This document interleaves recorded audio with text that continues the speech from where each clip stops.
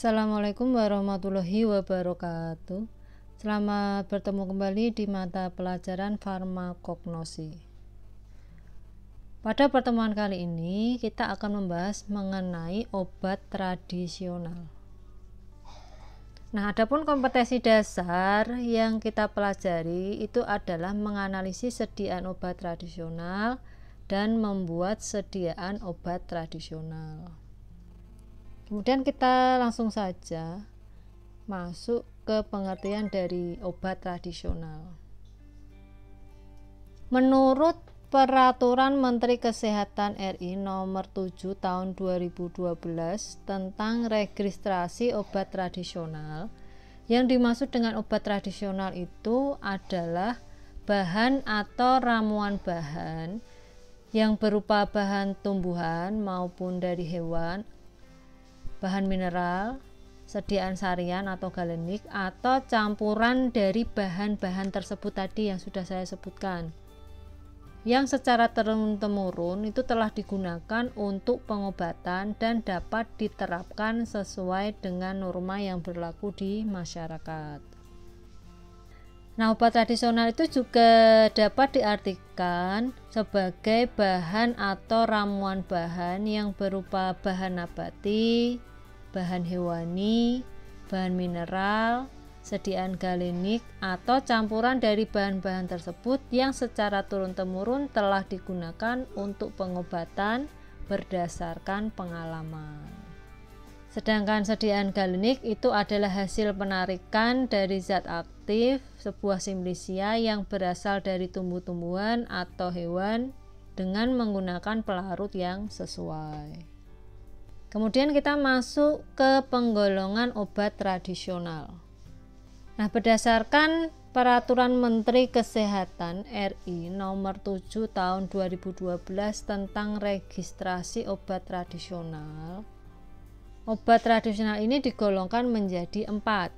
Yang pertama itu ada obat tradisional produksi dalam negeri, yaitu adalah obat tradisional yang dibuat atau dikemas di dalam negeri. Kemudian yang kedua ada obat tradisional kontrak, yaitu obat tradisional yang seluruh atau sebagian tahap pembuatannya itu dilimpahkan kepada industri obat tradisional atau usaha kecil obat tradisional berdasarkan kontrak. Sedangkan yang ketiga itu ada obat tradisional lisensi.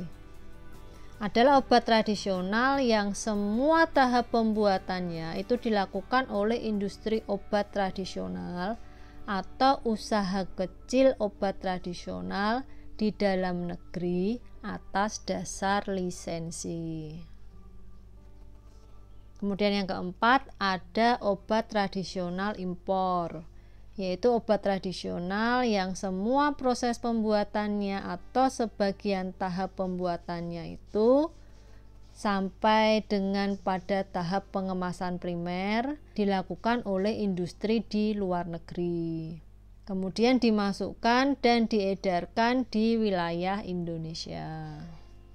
Kemudian penggolongan yang kedua itu ada penggolongan obat tradisional berdasarkan cara pembuatan, jenis klaim penggunaan, dan tingkat pembuktian khasiat obat tradisional.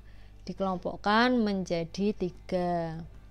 Yang pertama ada jamu, kemudian ada obat herbal terstandar atau OHT, dan yang ketiga ada fitofarmaka. Nah, untuk ketiga golongan obat ini yaitu jamu, OHT, dan fitofarmaka akan kita bahas satu persatu. Apa sih bedanya antara jamu, OHT, dan fitofarmaka? Mari kita lihat di slide berikutnya. Nah, kalau dilihat dari pengertian, yang dimaksud dengan jamu itu adalah sediaan ramuan tradisional yang berasal dari tumbuhan, hewan, ataupun mineral yang secara turun-temurun itu digunakan di dalam masyarakat secara tradisional dalam membantu mengurangi suatu gejala penyakit. Nah, khasiat dan keamanan suatu jamu untuk pengobatan penyakit ini didasarkan pada data empiris atau pengalaman yang turun-temurun dari generasi ke generasi berikutnya. Nah, suatu ramuan itu bisa dimasukkan kategori jamu bila ramuan tersebut sudah digunakan selama kurang lebih 3 generasi atau kurang lebih 180 tahun. Nah, lama sekali ya. Nah, kemudian yang dimaksud dengan obat herbal terstandar atau OHT itu adalah jamu yang sudah dibuat dari ekstrak atau hasil penyarian, baik yang berasal dari tumbuhan, hewan, ataupun mineral, yang telah dibuktikan keamanan dan khasiatnya secara ilmiah dengan uji praklinik, dan bahan bakunya ini telah distandardisasi. Nah, OHT ini merupakan pengembangan dari jamu yang khasiat dan keamanannya sudah dibuktikan secara ilmiah melalui uji praklinik. Sedangkan yang dimaksud dengan fitofarmaka itu adalah pengembangan dari OHT yang khasiat dan keamanannya telah didasarkan pada uji klinik. Jadi dari OHT naik ke fitofarmaka. Kelasnya itu mulai dari jamu, naik kelas ke OHT, dan naik kelas lagi ke fitofarmaka.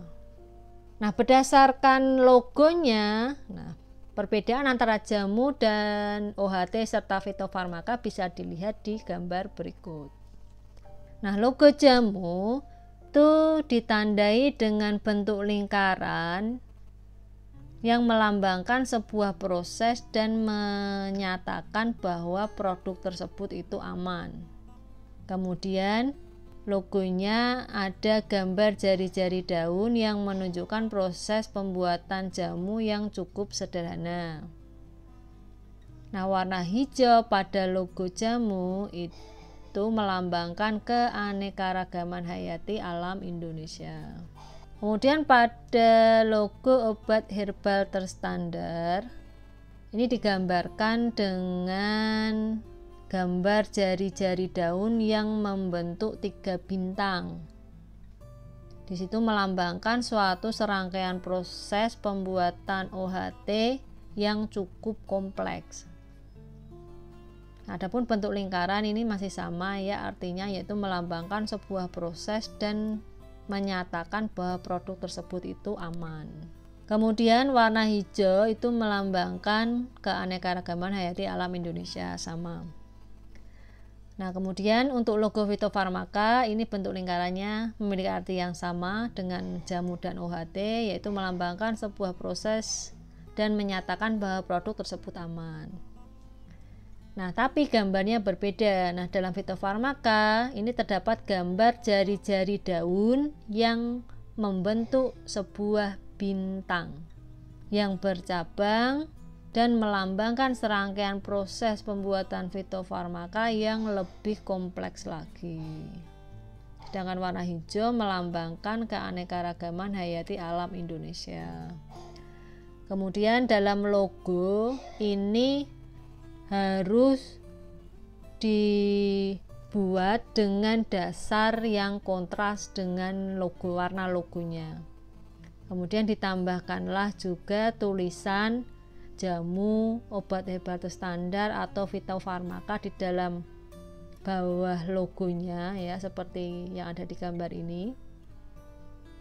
Kemudian untuk letaknya itu biasanya terletak di sebelah pojok kiri atas dari kemasan. Nah, nanti kalau di rumah dilihat kalau ada produk jamunya ada enggak ini logonya, bener enggak di sebelah kiri atas. Nah, berdasarkan kriterianya dari masing-masing sediaan. Nah, kriteria jamu itu yang pertama harus aman. Yang kedua, klaim khasiat itu dibuktikan secara empiris. Kemudian yang ketiga, memenuhi persyaratan mutu. Sedangkan untuk kriteria dari OHT atau obat herbal terstandar itu yang pertama aman, klaim berkhasiat dibuktikan secara ilmiah atau praklinik. Yang ketiga, bahan baku yang digunakan telah distandarisasi, dan yang keempat, memenuhi persyaratan mutu. Kemudian untuk kriteria fitofarmaka, yang pertama itu adalah aman, yang kedua klaim khasiat dibuktikan secara klinik, kemudian yang ketiga menggunakan bahan baku terstandar, dan yang keempat memenuhi persyaratan mutu. Nah, mungkin materi pendahuluan dari obat tradisional saya cukupkan sampai di sini dulu. Untuk lebih dalamnya kita lanjutkan di pertemuan minggu depan. Sebelumnya saya ucapkan terima kasih bagi kalian semua yang sudah menonton video ini sampai selesai. Sekian dulu, wassalamualaikum warahmatullahi wabarakatuh.